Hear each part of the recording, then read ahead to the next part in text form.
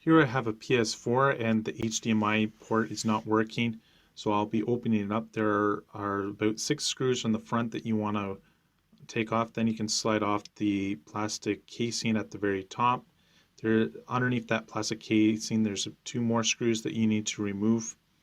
Then after you have removed them, you can pry up on the outside, and then this plastic casing will also be able to remove. Do is remove the power supply.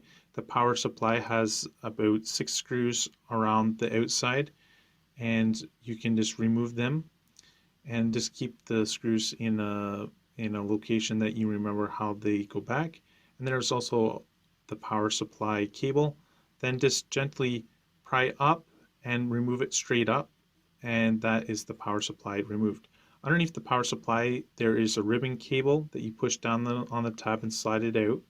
Then there's other grounding connector, and then there's other power supply that goes to the CD drive.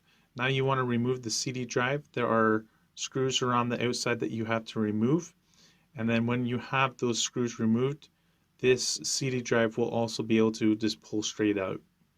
Flipping it over, there's a black bracket. There's a metal bracket that you want to remove, and underneath this bracket is the main PCB board with all the electronics on it. So removing this small little piece, then remove the screws as indicated on the screen. So I'm just going around the outside and using the same kind of torque screwdriver to remove all those screws. They're all the same length, so you don't have to worry too much about getting them mixed.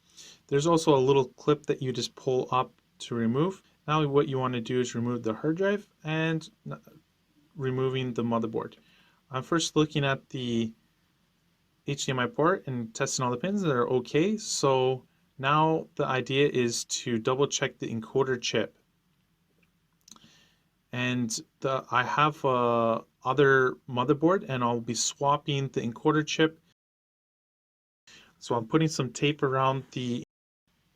I'm also applying some clear flux so that it's easier to be removed. So using the hot air gun here, and then after I also put some solder. Now I'm cleaning up the PCB pad with my soldering iron, putting the new chip, and then reflowing the new solder on that.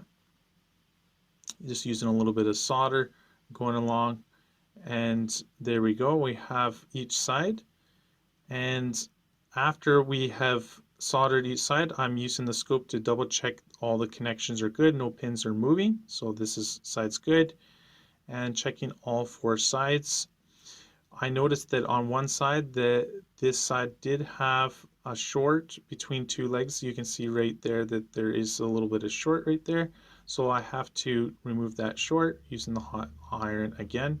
There we go, I've removed that. So just examine all the sides and make sure that everything is looking good.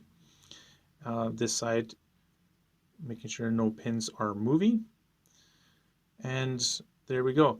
Now after reconnecting everything, I did still have the white light, so maybe the chip I used was bad, or it got too hot when I was removing, or maybe there's some other issue on this board, but it was a good attempt to see if what was the issue, but unfortunately we still have the white light. Okay, so talk to you guys next time.